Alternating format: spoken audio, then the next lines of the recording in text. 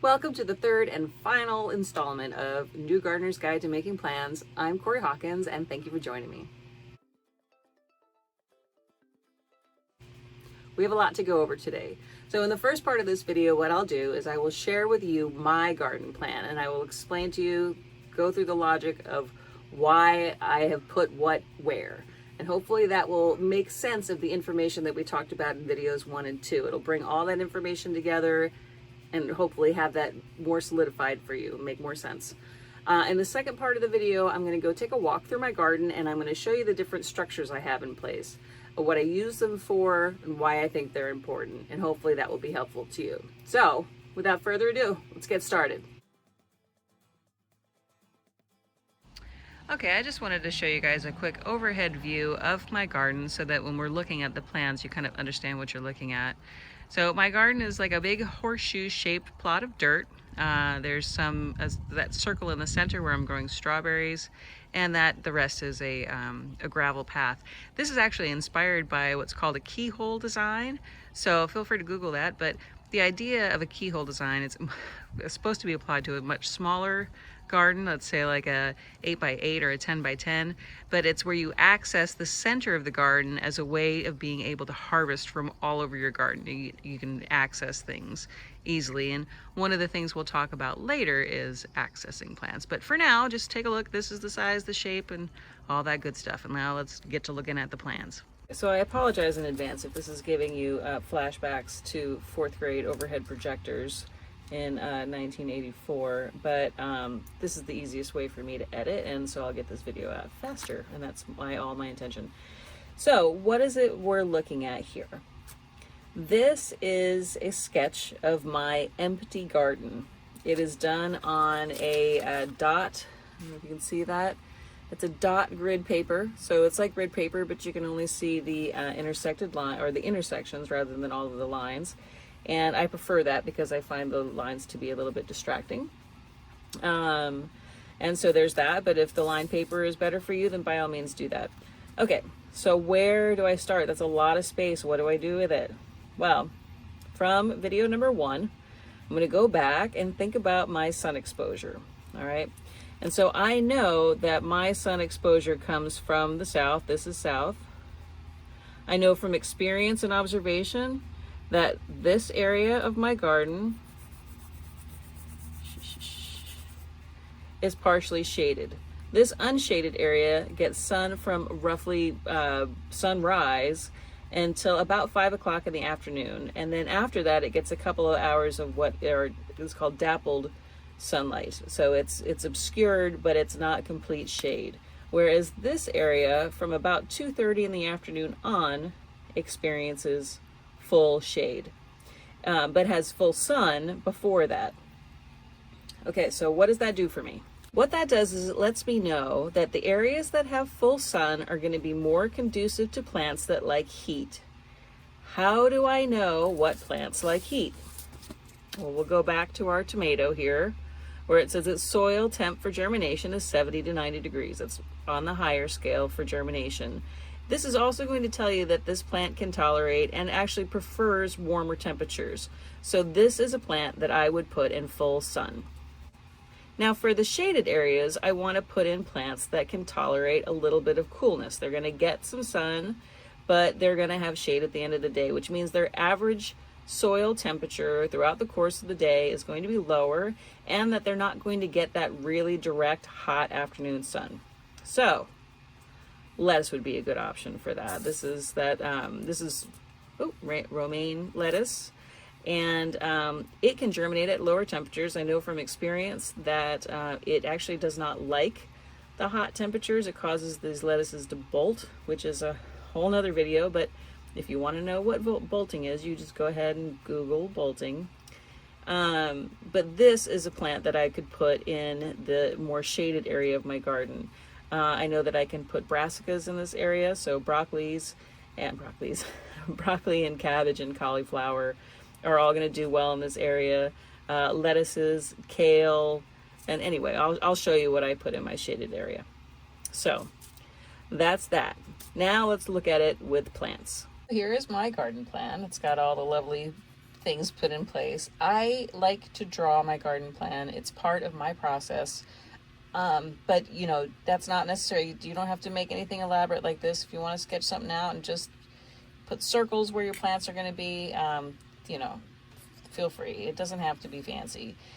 There's also a lot of good online tools available for garden planning, but I don't use them because just drawing it out is part of my process, like I said. The other thing I failed to mention a little while ago is that the benefit of using a grid paper is that then you can create a scale. So you can say from one point to this point, that's equal to a foot. So my garden is equal to roughly from my neighbor's fence to the front here about 29 to 30 feet. And at the very back here, this is 30 feet. So now what I use those little, that scale to plot everything out. And I use my seed packets to figure out what to put where. So you'll see this is the sunny area of my garden, the sunniest area.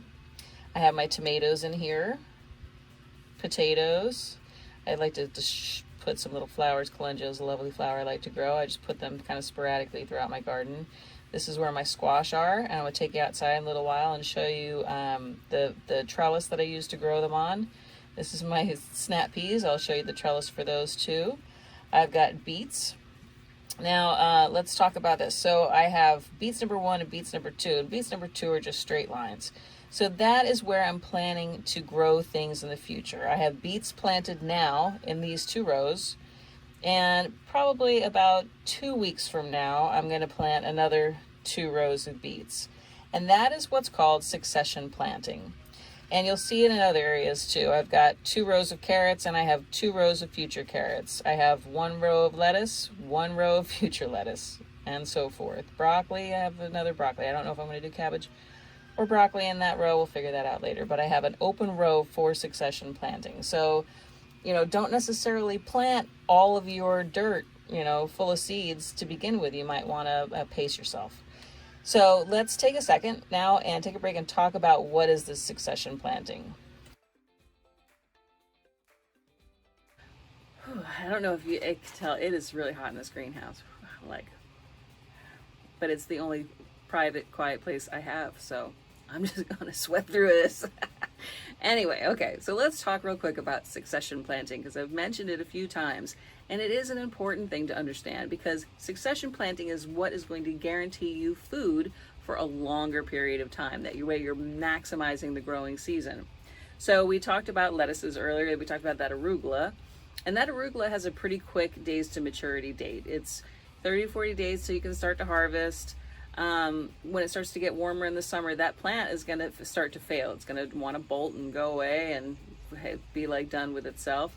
And it will help you to have another young plant ready to start giving you arugula. So what do? Plant a row of arugula today, and say 2 weeks from now, you grow another one. Like you saw in my garden plan, I plan for future planting space. And you can plan it so that, you know, you have your established row and they're going to be full-size plants. Well, where you're planting your future planting row doesn't necessarily need to be as wide, because those plants are going to start small, right? And as they get to be big enough to take that space, these other plants are going to be ready to get pulled. So something to think about. Or you can give them their actual space. Like they say to do this, however many inches or feet apart, let's just give this row that much space. So that's one way to succession plant. I'm not retaking this because I'm too freaking hot. Anyway, so another way is to do it by planting the same thing, but in varieties that have different days to harvest. I'm not sure if that came out right, but hopefully this will help. So this is sweet corn, and I'm going to grow some sweet corn in my garden, and it's 3 different varieties, and they each have different days to maturity. So this bodacious sweet corn has 80 to 90 days until maturity. Then we got these sugar buns. I should have said these first. Sugar buns have 70 to 80 days, and Golden Jubilee has 90 to 105 days. So I know that the sugar buns are going to harvest. I can plant these all at the same time, which is what I'm going to do. I know the sugar buns are going to be the first ones to harvest. They'll be 70 to 80 days. But then I'll get these bodacious ones some 10 to 20 days later, and then I'll get these Gold Jubilee ones 10 to 25 days later. So we're starting at 70 days and we're ending at the max of 105 days. So what's that? A 30-day span. You will have corn harvestable for 30 days. And geez, I hope that made sense because I'm not going to say it again. A way to even extend that further would be to add the other type of succession planting where you plant all of these one day and then you wait 2 weeks and you plant a whole nother area of all of these. And so that'll, stagger out your harvest longer and longer and longer. At some point that becomes too much for my brain. So I just plant these all at once. I don't have a whole lot of experience growing corn, so please don't ask me about it, except that I can tell you how to succession plant it. Whew, okay, moving on. Another topic that I want to dive deeper into is this concept of seed spacing or plant spacing or thinning plants to a specific space. Why is that the case? Why do we do that? And actually, I'm going to use these tomatoes up here as an example. The tomato packet that we looked at in the previous video said 18 to 36 inches between each plant. In my plant, I have about 2 feet. This is a 4 by 8 foot hoop house, and we'll take a look at that later. And I kind of stagger these plants to create these triangles because it allows me to get an extra plant in there. So definitely play around with your spacing and have fun. But why? Why is the spacing so important? Why are these guidelines important to follow? So, number one is the size of the plant. So the tomato plants, I drew them tiny. They become very large plants. And if you plant too many of them too close together, these plants are going to collide with one another. You may have it so that their branches crisscross, and in the middle is where all your good fruit is, but you can't get to it without mangling your plant because the plants are too close together. So for just general maintenance, given the size of the plant, you don't want to have them too close together. It becomes dysfunctional, kind of like this quarantine. But anyway, the second reason is that you want to make sure that there is space in between these plants for airflow. And one of the things I'm going to talk about later on in the video is fungal infections in plants. And airflow is a tool in combating these funguses. So you want to make sure that there's room in between the plants for air movement. It's very important. The last reason is that if you have your plants too close together, they are going to compete for resources in a way that will end up killing some of your plants off or making it so that they're not thriving. So let's say you have 3 plants that are close together in a row. There's a good chance that the one in the middle is going to fail or not thrive because it's not getting the same amount of nutrition as these other plants. They're the competitive creatures. They need water and they need food, and they're going to do what they need to get it. And that might mean killing off some of your other plants. So the size of the plant, the air circulation, and the available nutrition and water are why you need to make sure that your plants are spaced out. Now, you'll notice over here, these are my squashes. They are not necessarily spaced very well. I mean, you're supposed to, it says to, plant them at least 3 to 5 feet apart. These squashes are 2 feet apart. Now, the way I grow my squash makes it so that I can grow more of them in a smaller space. I grow them up a trellis because that takes care of the problem that the plant is too big and needs the space. It's getting space up above it on the trellis. The trellis is also going to deal with the ventilation issue. Most of the plant is going to be exposed to good ventilation, and the chance for fungal infection is then decreased. If I have a problem with available resources and nutrients in the soil, I can act to mitigate that by fertilizing more often and making sure that these plants get extra water. So while the spacing thing is a guideline, I think it's important to follow and understand. There are circumstances where you can get more into a smaller space. Just kind of keep that in mind using the principles of, will this plant have enough space? Will it have good airflow? And can I make sure that it gets enough nutrients and water? So that is why understanding the plant space is important. Okay, this is a drawing for another garden plan I did. It's not nearly as elaborate as mine, but that's okay. It doesn't need to be. This is Becky's garden. It is a 12 by 18 foot garden. And so this is all, it's about a foot, it looks like it's like a foot and a half deep, made out of logs. It's super cool. But this is all filled in with dirt, okay? I know that the sun comes from this direction. This is south. And this is a full sun garden.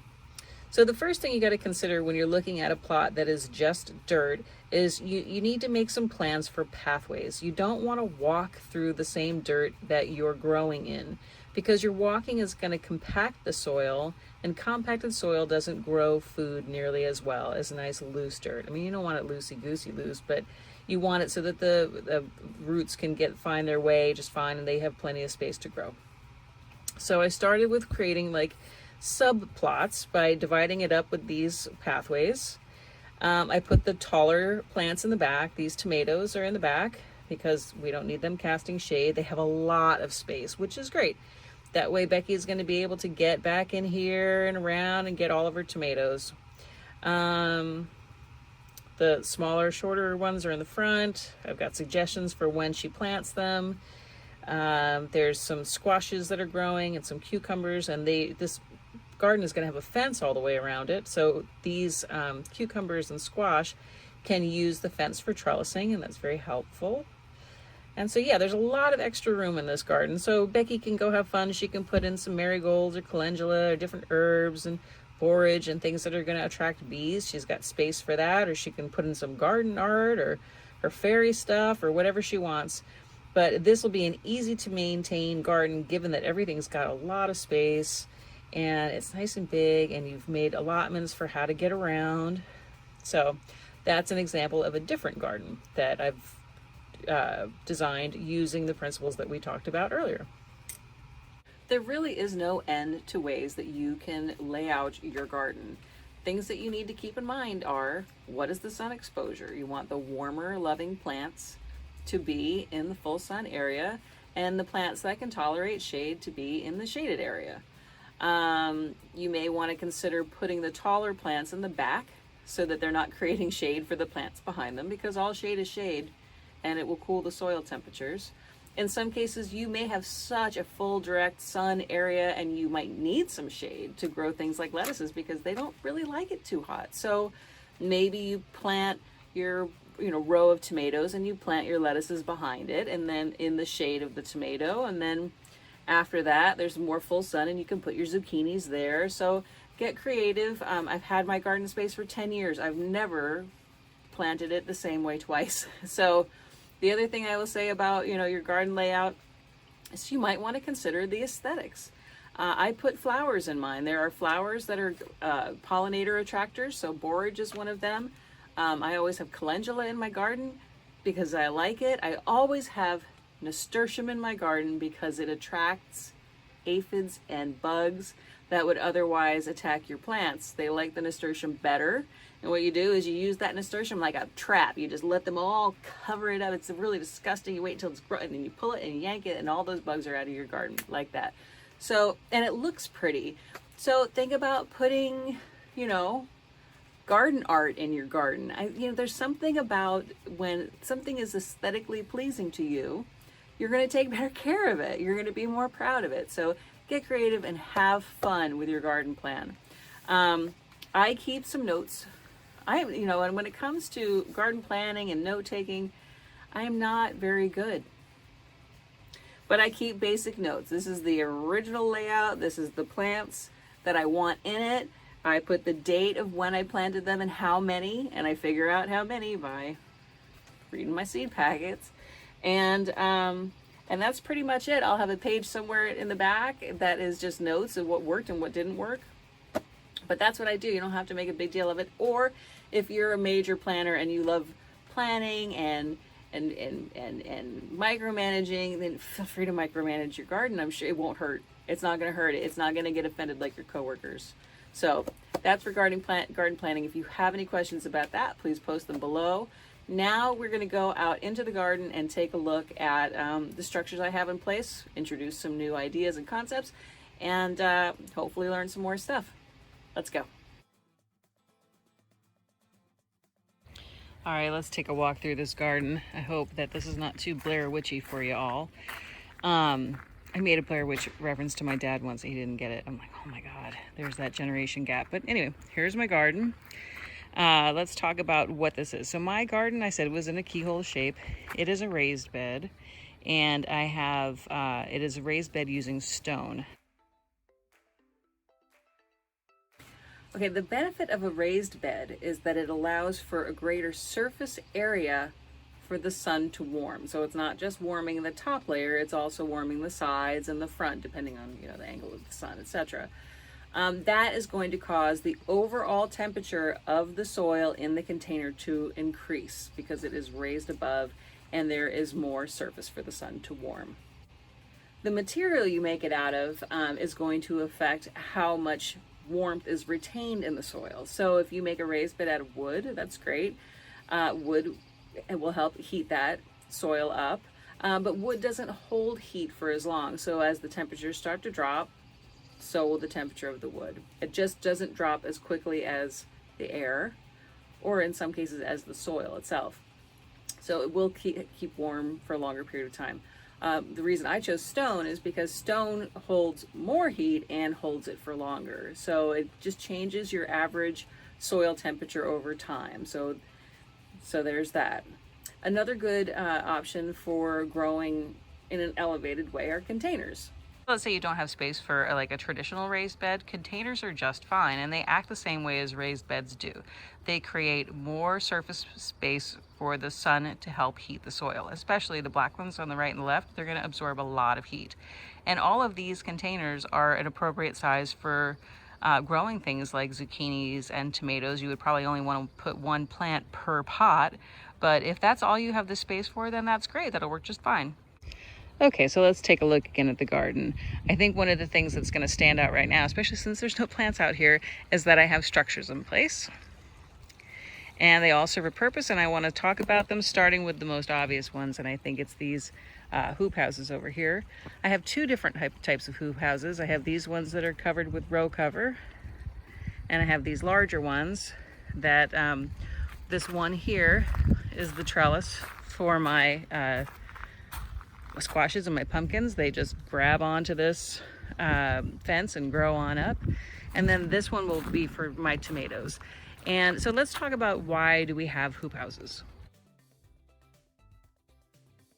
Okay, what's up with these hoop houses? Why do we have them? Why do we use them? So they can be used for a variety of things, and they're called different things based on what you're using it for. So there's these row covers, which were the smaller hoop houses that you saw. The reason I'm using a row cover right now is it still gets pretty cold at night, and so the row cover acts as like an insulator, so it lets the light through in the day and it lets that soil warm up, and then it creates almost like a greenhouse effect over the top of the row that I have planted there. The stuff that I'm using is this. I don't know if you can really see it. It is a lighter weight row cover. So it is permeable, it allows air through, which I like right now. Most of the stuff that I have planted outside can tolerate lower temperatures, so I'm just kind of adding a little bit of protection on it. And so there's this kind of row cover. There's also this row cover that I use on my tomatoes. This is a 6mm poly plastic, and it is not permeable and it heats up, it gets hot. So during the summer, I have to kind of vent the bottoms to make sure it doesn't get too moist inside of my tomatoes, but it definitely warms up much more efficiently than this does. So these then would act as season extenders. It means that I can plant, especially this one, I can plant things earlier and allow them to stay in the ground longer into fall, because, you know, I'll cover them up in the spring and let them open up and do their thing in the summertime, and then at the end of the season, cover them up again to help keep in the warmth and extend the season. The other reason that you use row cover especially is in plants that are susceptible to insect infestations. So the life cycle of an insect that would bother your plant, say like a carrot fly, is such that they need to be able to find your carrot, land on your carrot, lay its little babies, and then the babies will grow up and become the problem, and then they feed off your food, and then they're healthy and they take off and they do the same thing elsewhere. So you could use a row cover to interrupt that process, assuming that you've done some crop rotation.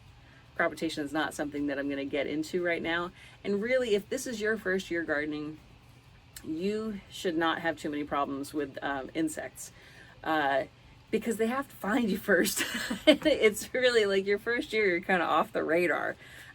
It's when you get second, third, fourth, fifth, the further you get along, the more likely you are to have to deal with things like row covers and interrupting the life cycle of the pests that are going to get in the way for you. So, but just know, row covers help with insects, and they also help extend your growing season. And the less permeable the substance is that you put on your hoop house or your row, the hotter it's going to get. And then you're going to also have to consider air circulation. So that's kind of the gist on hoop houses. So you notice I have a couple of different types of hoop houses. I have this one, and I have that one. This one is a lighter weight hoop house. I got it from gardeners.com. I think it's called Super Hoops. They're lightweight, they're easy to remove and store. They are a temporary row cover type structure. I'll probably take these out in June. These plants will be nice and big, and you know, the bug threat will have passed-ish. And so I will open this up and let them just be. This structure is more permanent. It'll be up all year. And I actually use this space, this little space that's created. This is Trex decking, and so this is 10 years old. Nothing has happened to it. It's held up really well. But I'm gonna fill up this space in here, and let me tell you how I do that. So you'll see I have this little snaky soaker hose in through here, and I've put this down. I'm not even close to finished with that. But over here, same situation. I have this snaky soaker hose underneath, but now I also have this layer of weed block or ground cover cloth. I put that down, and then on top of it, I put a bunch of mulch. I haven't mulched this yet. This is actually from last year. Should have taken it apart, but shoulda, woulda, coulda, didn't. But anyway, so let's talk about why I do that. Why do I go through that? So what purpose does all of that serve? To have the soaker hose down, and then the fabric on top, and then the mulch on top of that? Well, the first thing it does is that it conserves the amount of water that I could use. When I am watering directly at the soil level, and I have a level of, like a layer of insulation on top of it, it's going to make that water stay in place for longer. I'm not losing it to evaporation, okay? So that's the number one reason. And I would also say, I'll come back to soaker hoses in a little bit, but soaker hoses are great in that they don't waste any water. When you're using sprinklers, it's a waste. So there's other reasons to use soaker hoses and timers, and I'll talk about that in a little bit. But for now, just know that it conserves the water. What it also does is it keeps the top layer of earth in relationship to the rest of the plant dry. So by having that dry, you know, the fabric block and the dry mulch on top, it's going to make it so that any kind of fungal spores are not going to go up and do their thing. They're suppressed in that area, because for fungus to occur, it needs moisture. And so if it's dry, you're going to have less fungus. You got it? Okay, so why should I be concerned about fungal infections? Especially if you live in the Pacific Northwest, you should be very concerned about them, because they're prevalent everywhere. But for myself, I grow a lot of tomatoes and I grow a lot of squash, and they're both susceptible to different types of funguses. Tomatoes are susceptible to blight. You can get early blight or late blight, and they're also susceptible to what's called blossom end rot. Both of those diseases will render your fruits inedible. They're going to be funky and mushy and disgusting. You can't eat blossom end rot, blight tomatoes. Squashes are susceptible to powdery mildew. And what powdery mildew is this substance that will coat your leaves. It turns them white, it makes them crispy and dry, and it makes it so they can't photosynthesize. And then your plant becomes less successful. Now, it may produce less fruit, it may produce no fruit. It may be that you get it so late in the season that you can still get fruit and it'll ripen, but your plant looks like heck. It's not a good looking disease. It is not pretty at all. and it can be potentially fatal to your crop. You can, there's treatments for it. I have always used the diluted milk treatment, but there's no scientific evidence to back that it works, but it's worked for me for a long time, so you go ahead and Google that. Diluted milk, powdery mildew, works very well. In the past few years, I have moved over to buying powdery mildew resistant seeds. They definitely do resist the powdery mildew, but it's one of those things here in Washington. You're gonna get it at some point. Big fan of soaker hoses. I have them all throughout my garden, you can see, and I can plant things on either side of them, all around. Back in the tomatoes, snake through here. This garden space is, I don't know, on average about 6 foot by 28 feet ish, and this is one 50-foot soaker that I'll use. I have them all connected. I have a gazillion pieces to my irrigation system, but I keep this space clear over here for timers and such. So it's like, oh, there's my big shadow. I got the water comes in from the house. It splits off in 4 different directions, and actually one of those hoses leads to another timer. It's very intricate system. But I mean, if you've got a small garden space, you could probably get away with you know, one 50-foot run. If you have more than one 50-foot, you want to have one 50-foot run per timer, because if you try to connect your soaker hoses together, they'll lose pressure and they won't be as effective. All right, so now you've seen my soaker hose set up and timers and whatnot. Why bother? It is an investment. You may be able to find some free stuff on Craigslist. My irrigation, I call it Franken irrigation, because it is like a monster with parts from all over. But it works, and that's all that matters. And why is it important? What do I mean by it works? What does it do to work? First of all, it does conserve water. It's not wasteful. When you're blowing water out of your hose, it's not all going to the soil, and it may be contributing to problems with fungus, which we talked about earlier. But it's kind of wasteful. You want to water the soil directly. It also allows for, the timers especially, allow for consistent watering. So I know a lot of people want to go out and, you know, water their gardens. They find it very zen-like. That's great. Have a couple of pots of flowers and water those. But in your vegetable garden, I highly recommend having timed water. For consistency, it's never going to forget unless for some reason the batteries run out. So check on that. And you're going to get the same amount every time. And then you'll know, okay, well, the area gets this much water over this much period of time, and oh, that stuff is looking a little soggy, you know, to scale back. If it's not getting enough because things are getting dry and crispy and looking kind of wilty, then oh, it's not, then you know to give it more. So it creates a good baseline for you. There's a problem with having inconsistent water. In some cases, if you are lightly watering something and then all of a sudden you water it a lot, you're going to give it shock. So like tomatoes, for instance, will split if all of a sudden they get a lot of water.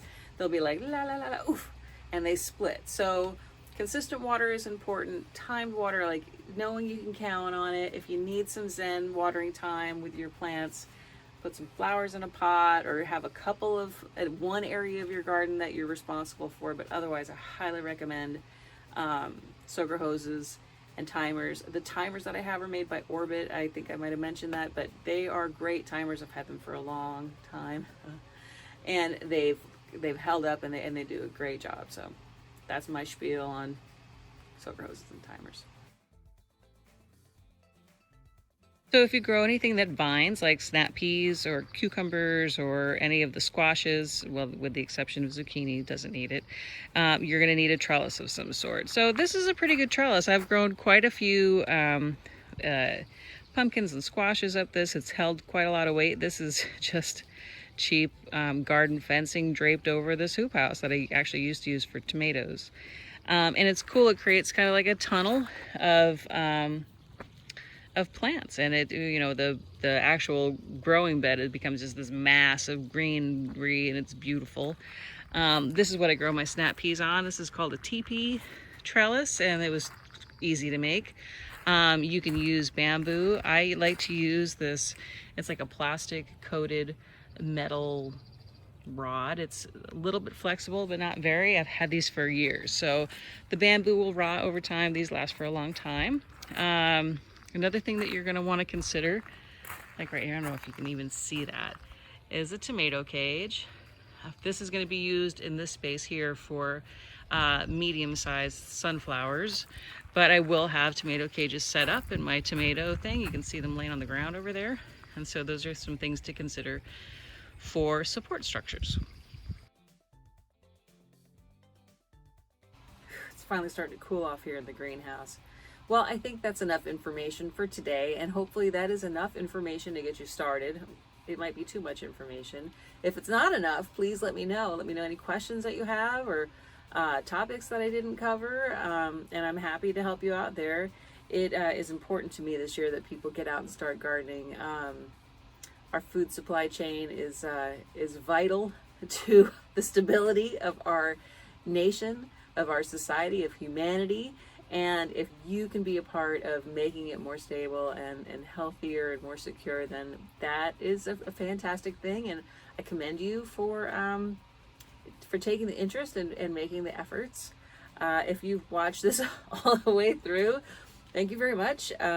If it's not obvious, I have no idea what I'm doing with this whole video business, so it's been a little painful, a little awkward, and but I hope that it's been helpful, and thank you for watching it all the way through.